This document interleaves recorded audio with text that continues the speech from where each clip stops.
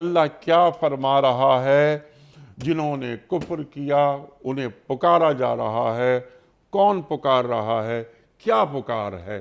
علی قیمت صاحب، چونکہ ان دو آیات میں آیت 10 اور 11 میں اللہ کی جلالت کا ذکر ہے، لیکن اس سے پہلے اللہ تبارک و تعالیٰ کی رحمت کا بھی ذکر ہے۔ سبحان اللہ۔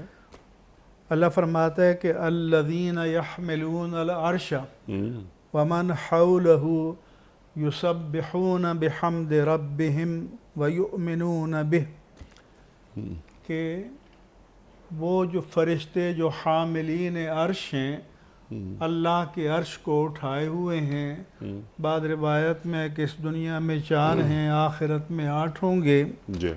اور وہ جو ان کے ارد گرد ہیں، اللہ فرماتا ہے کہ وہ اپنے رب کی حمد کے ساتھ تسبیح بیان کرتے ہیں اور اس پر ایمان لاتے ہیں، اور اللہ نے ان کی ڈیوٹی لگا رکھی ہے کہ وَيَسْتَغْفِرُونَ لِلَّذِينَ آمَنُوا، کہ وہ مومنوں کے لیے استغفار کرتے اللہ ہیں اکبر۔